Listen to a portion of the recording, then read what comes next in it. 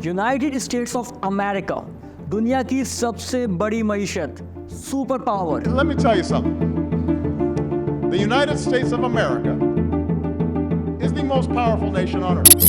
जो डायरेक्टली या इनडायरेक्टली पूरी दुनिया को कंट्रोल करता है। लेकिन अमेरिका कौन कंट्रोल करता है? जिस तरह पाकिस्तान में इक़्तिदार पर विराजमान होने के लिए एस्टेब्लिशमेंट की हिमायत को जरूरी समझा जाता है, अमेरिका में ये हिमायत कौन करता है? किसकी हिमायत सबसे ज्यादा इंपॉर्टेंट है? अमेरिकी इक़्तिदार की किस्मत का फैसला नवंबर में होने जा रहा है, लेकिन ये फैसला करेगा कौन? आज की वीडियो में यही जानने की कोशिश करेंगे।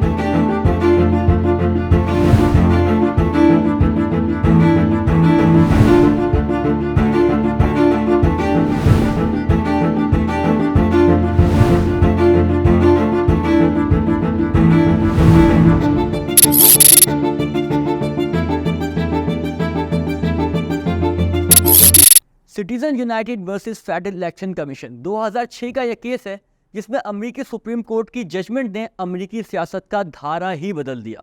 इस फैसले के मुताबिक अगर कोई भी फर्द या कंपनी अमेरिकी इंतखाबात में किसी उम्मीदवार को इलेक्शन कैंपेन के लिए रकम फराहम करती है तो ये उसका इस्तेहकाक है कि वो इस डोनेशन के बदले उम्मीदवार की जीत की सूरत में अपने लिए फ़ायदे की डिमांड कर सके। अच्छा, ये फ़ायदा कानूनी भी हो सकता है और ये फेवर्स दूसरे किस्म के भी हो सकते हैं। मुख्तसरन अगर अमेरिकी सदर अपने डोनर्स को आउट ऑफ द बॉक्स जाकर भी किसी किस्म का कोई फेवर देता है तो ये गैर कानूनी नहीं हो।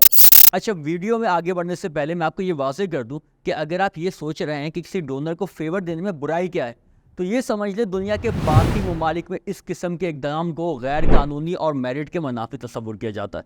ख़ास तौर पर पाकिस्तान में जहाँ इलेक्शन कैंपेन पर खर्च करदा रकम की लिमिट तक तय है। हमारे यहाँ इलेक्शन में एक एमपी का उम्मीदवार जो सूबाई असम्बली के इलेक्शन का उम्मीदवार होता है वो अपनी इलेक्शन कैंपेन में 20 लाख से ऊपर खर्च नहीं कर सकता, और इक़्तिदार में आने की सूरत में अगर ये उम्मीदवार अपने डोनर्स को किसी भी किस्म का फेवर देने की कोशिश करता है तो ये करप्शन के ज़मरे में आता है और इस किस्म की तहकीकात को नैब देखता है। पाकिस्तानी सियासत में आए दिन जो सियासी स्टैंडर्ड्स आपको सुनने को मिलते हैं वो बुनियादी तौर पर इसी किस्म के होते हैं।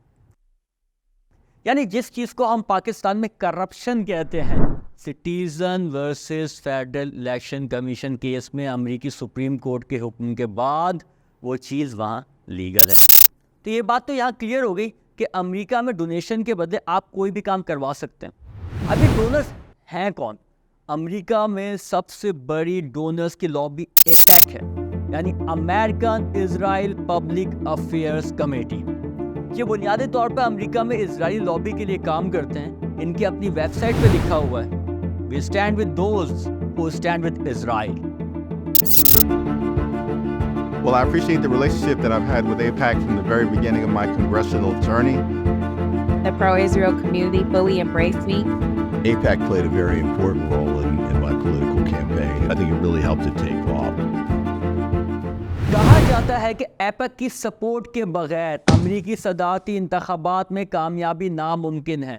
वैसे तो एपेक अपनी सब्सिडी कंपनीज के जरिए पूरे साल ही गैर एलानिया तौर पर रिपब्लिकन्स और डेमोक्रेट्स दोनों को फंडिंग करता है, लेकिन हर सदारती इलेक्शन में एपेक अपनी सपोर्ट किसी एक उम्मीदवार को देता है। I support Israel's ability to defend itself. She hates Israel. If she's president, I believe that Israel will not exist within 2 years from now. And I've been pretty good at predictions, and I hope I'm wrong about that one. अलबत्ता ज़रूरी नहीं कि उन्हीं की हिमायत याफ्ता उम्मीदवार जीते, लेकिन ये तय है कि उनकी मुखालफत मोल लेने वाला कभी जीत नहीं सकता। बर्नी सैंडर्स की मिसाल हम सबके सामने है। 2016 में अमेरिकी इंतखाबात के लिए बेहतरीन उम्मीदवार थे। Are you ready for a political revolution? लेकिन उन्होंने एपेक की सपोर्ट के बगैर अपनी कैंपेन चलाने का फैसला किया। उन्होंने क्राउड फंडिंग ली।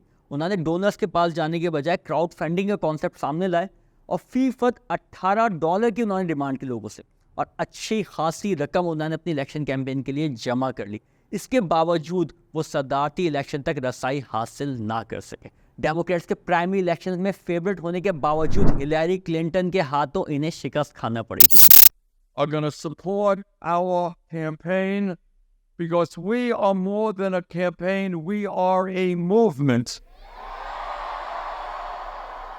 बर्नी सैंडर्स से मुतालिक कहा यह जाता है कि उन्हें खुद DNC यानी डेमोक्रेटिक नेशनल कमेटी ने जानबूझकर हरवाया। डेमोक्रेट्स ने खुद प्राइमरी इलेक्शन में धांधली करके बर्नी सैंडर्स की जगह हिलरी का इंतखाब मुमकिन बनाया। ये बर्नी सैंडर्स के हिमायती इल्ज़ाम लगाते हैं। डेमोक्रेट्स के प्राइमरी इलेक्शन का आगाज़ आयोवा और न्यू हैम्पशायर से होता है। इन दोनों स्टेट्स में होता यह है कि दो तरीके से इंतखाबात होते हैं। ये दो स्टेट्स बड़ी इंपॉर्टेंट होती हैं डेमोक्रेट्स के लिए, क्योंकि दोनों डेमोक्रेट स्टेट हैं और यहाँ से जो उम्मीदवार जीतता है नॉर्मली वही डेमोक्रेट्स का सदारती उम्मीदवार बनता है। अच्छा, यहाँ पे दो तरीके से होते हैं इलेक्शन। एक तो इलेक्टोरल प्रोसेस ही होता है और दूसरा होता है एक पुराना कदीम रोमन तरीका जिसे कास्टिस कहा जाता है। तो इस तरीके के तहत टाउन हॉल में डेमोक्रेट अरकान जमा होते हैं और एक दूसरे को अपने पसंदीदा उम्मीदवार की हिमायत पर कायल करते हैं।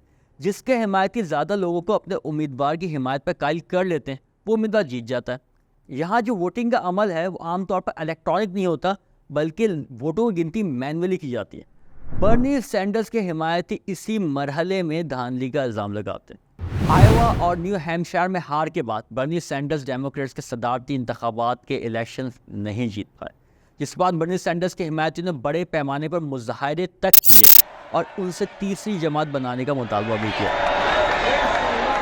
अलबत्ता बर्नी सैंडर्स ने बयान दिया कि वो पहले से ही तकसीम अमेरिका को मज़ीद तकसीम नहीं करना चाहते। So people say, oh my goodness, my candidate didn't win, I'm dropping out. Even though the candidate was sorry. I lost. I was there. I'm not dropping out. You got to look at the world as it is and do the best you can. And people can disagree, Hassan, what is the best? How do we go forward? But dropping out is certainly not one of these.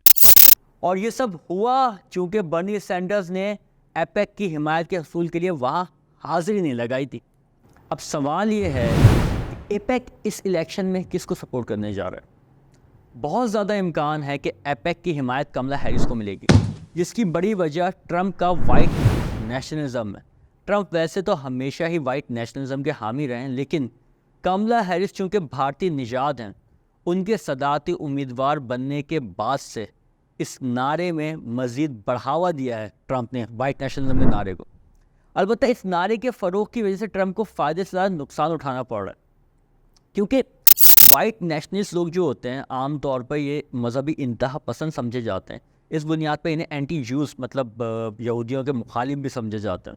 इसके अलावा Trump के Russian से मुतालिक जो बयान है, Russian support में जो बयान ट्रंप देते रहे हैं, वो भी इजराइल के ट्रंप से नाराज़गी की वजह बन सकती है, क्योंकि रूस, शाम और ईरान का मजबूत इत्तेहादी है।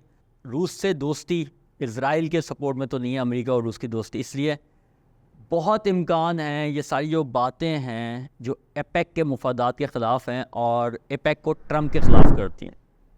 एपेक अमेरिका में किस कदर ताकतवर है इसका अंदाज़ा इजरायली वज़ीर-ए-आज़म नेतन्याहू के अमेरिकी सेनेट में खिताब से लगाया जा सकता है। जिस वक्त नेतन्याहू ने खिताब किया, अमेरिकी कांग्रेस से पूरे कांग्रेस अरकान ने खड़े होकर उन्हें दाद दी थी। Benjamin Netanyahu, Prime Minister of Israel.